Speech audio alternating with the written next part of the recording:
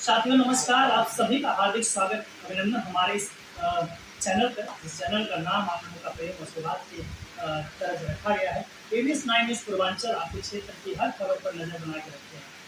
आज भारत के इतिहास में बहुत ही महत्वपूर्ण दिन है, बड़ा एक विशालतम दिन कहा जाता है, यादगार पल कहा जाता है, क्योंकि आज ही के दिन एक ऐसी हस्ती जो हम लोगों के लिए, हमारे समाज के लिए, सारे समाज के लिए लगभग लड़ाइयाँ लड़ी उन्होंने, अपनी कुर्बानियाँ दी, अपनी मेहनत परिश्रम से समाजवादी पार्टी की स्थापना की और एक मुहिम छेड़ा, जो एक जंग छेड़ी उन्होंने, जिससे गरीबी और लाचारी से आज ऐसे धरती पुत्र ये सम्मान का सभा के आयुष्य बड़ी उम्मीदवार है।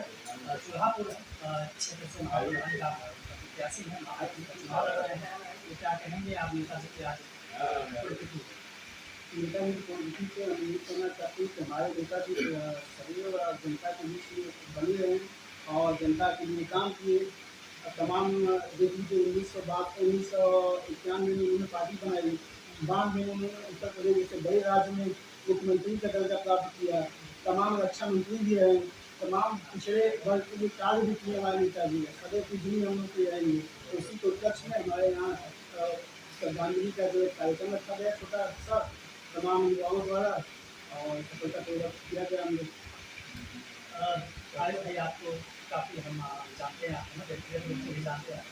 नेताजी का जो एक सबसे महत्वपूर्ण कार्य जो क्षेत्र जो कार्य उनका है वो ये है कि जब हमारे जो शहीद जो जवान हैं, जो बॉर्डर पे ड्यूटी करते हैं, शहीद हो जाते थे, तो उनका जो बाकी शरीर था वो नहीं आता था, सम्मान तो नहीं आता था। तो जब ये रक्षा मंत्री के तौर पर उन्होंने कहा कि हमारे जो देश के जवान हैं उनका जो काफ़ी शरीर है वो घर तक जाना चाहिए, शहीद के परिवार तक जाना चाहिए, सम्मान के पूर्वक जाना चाहिए। लेकिन अभी देख रहे हैं कि हम अग्निवीर योजना के बारे में वो कहीं सम्मान कमी लग रही है, तो क्या कहना चाहिए? सम्मान की कमी हुई है, सम्मान की बिल्कुल कमी हुई है। ऐसी योजनाएं नहीं लानी चाहिए सरकार को। इस योजनाओं से युवाओं का भविष्य बिगड़ रहा है। आगे जो है 4 साल की ड्यूटी करने के बाद आगे तमाम किसी को नियम समझा रहे हैं कि कोई उनको दिया जाएगा, 3 लाख रुपये उनको दिया जाएगा, यहाँ उनको रोजगार दिया जाए, ऐसा कुछ नहीं है। जितने भी अग्निवीर रिटायर होंगे वो सिर्फ अपने परिवार को लेकर परेशान होंगे। आगे आने वाले समय उनको ना कहीं जॉब मिलेगा, ना कुछ मिलेगा। हम चाहेंगे सरकार से ये भी कहना चाहेंगे कि परमानेंटली उनको किया जाए, अग्निवीर व्यवस्था को रद्द की जाए और युवाओं के भविष्य के बारे में सोचा जाए। हमारे जो है सेना को मजबूत किया जाए, इससे हमारी सेनाएं जो है कमजोर होगी। क्योंकि आप 99 एसएससी कैडेट भी आप लेंगे तो के हम जानते हैं, क्योंकि हम ये सब बेस्ट मिलते हैं उस चीज़ से। और नेताजी के कुछ लोगों की विपक्ष का कहना है कि हम लोग बस सीमित राजनीति किए थे, तो एक ही समाज के, यादव समाज के लिए, मुस्लिम समाज के लिए वो आवाज़ छोड़े। तो क्या कहना चाहेंगे इन बातों में, कहाँ तक सच्चाई आपको मान्यता है? ऐसी कोई बात नहीं। नेताजी ने हर वर्ग के लिए, पिछड़े के लिए, अल्पसंख्यक के लिए, सबके लिए कार्य किया। उन्होंने सबको एक समान से देखा।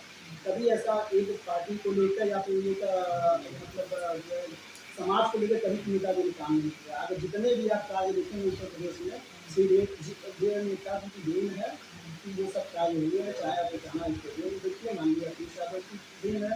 अपने जितने आगे वाले कार्य देखेंगे टोटली समाजवादी पार्टी द्वारा कार्य।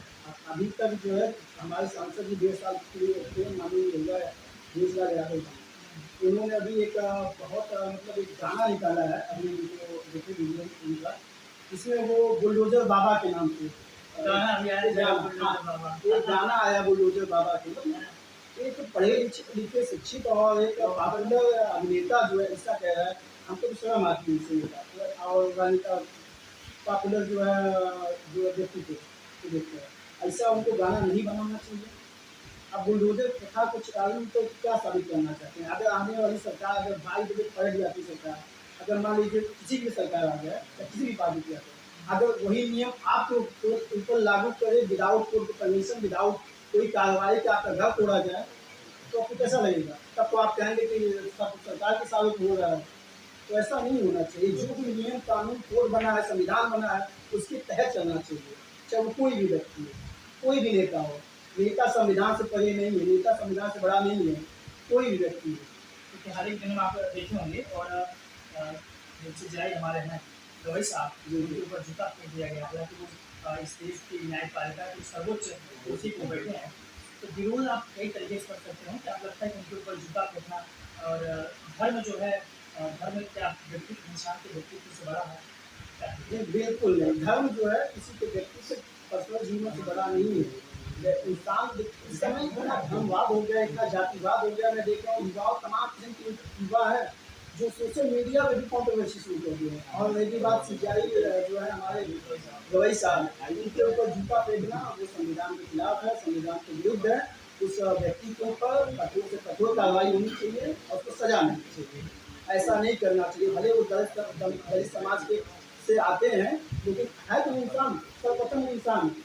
और एक महान पदवी अपने मतलब योगदान से, अपने परिश्रम से उन्होंने इस मुकाम को हासिल किया है। तो आप कोई भी जाएगा उनको जूता मारेगा।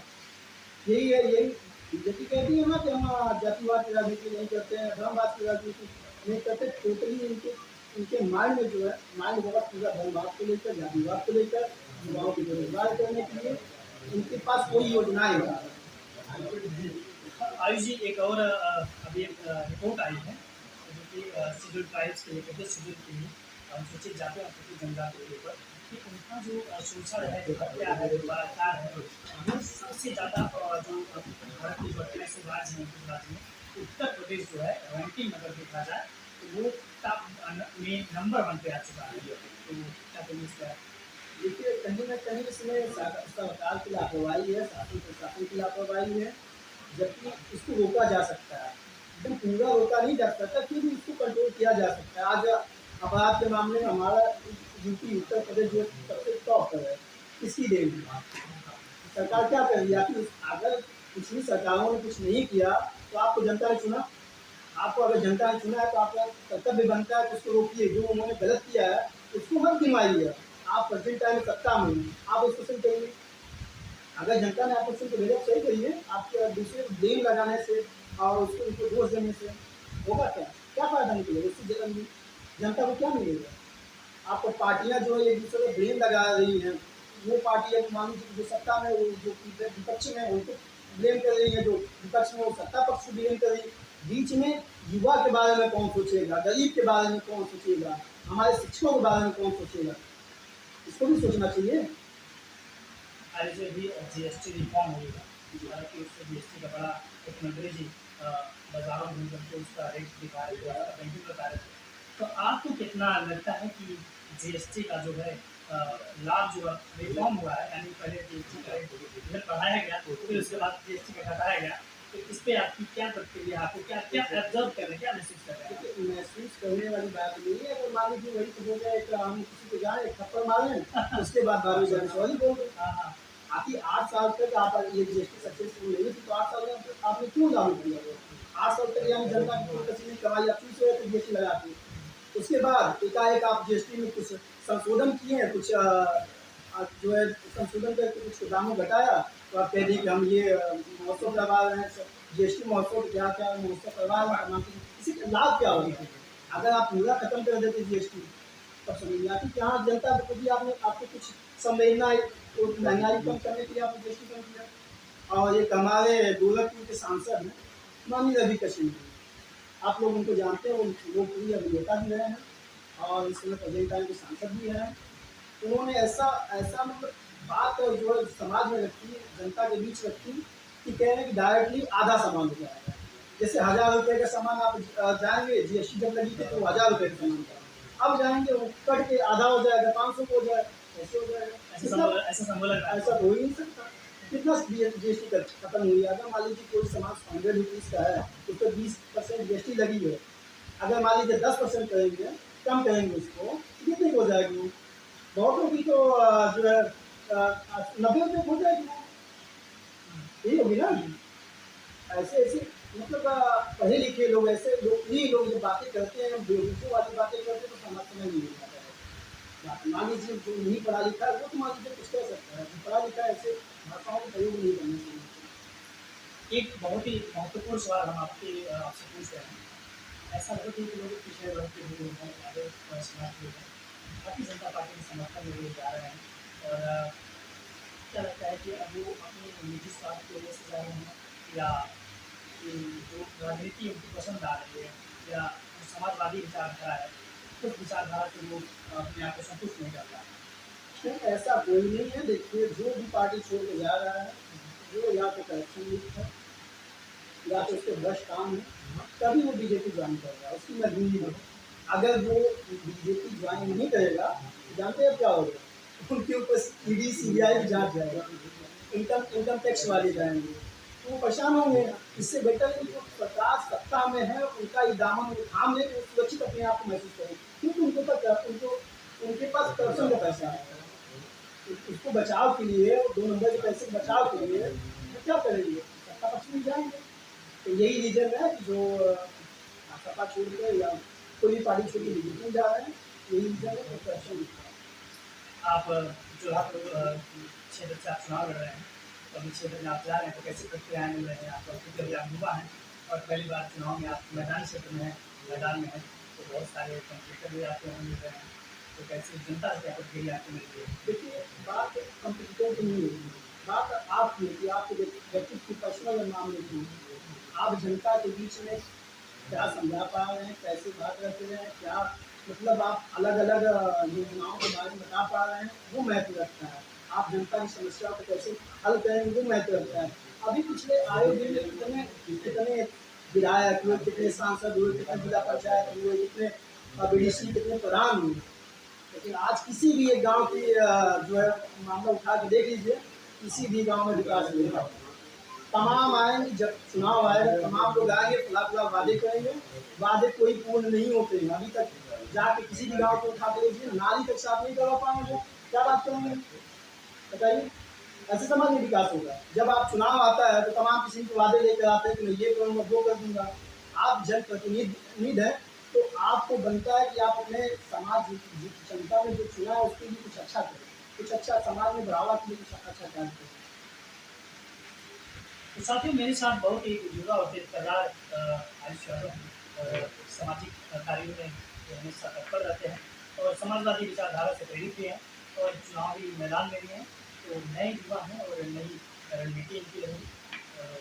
चुनाव कैसा रहेगा ये तो आने वाला वक्त बताएगा, लेकिन तैयारियाँ जरूर हैं और 26 का चुनाव भी करीब ही आ रहा है। और आज सर्वे श्री मुलायम सिंह यादव जी का थे, हालांकि वो भारत रत्न के रूप में जाने जाते हैं और बड़ा उनका महत्वपूर्ण योगदान था। और हर वह समाज जो उनको सम्मान के दृष्टिकोण से देखता है, उनकी प्रवृत्ति को बड़े ढंग से याद सागर बनाया है। तो आप सभी को मेरी तरफ से एक सलाह रहेगी कि सच्ची पत्रकारिता को आप सराहना कीजिए, चैनल को सब्सक्राइब कीजिए, अपनी प्रतिक्रिया कमेंट बॉक्स में दीजिए। आपकी चीज़ों के लिए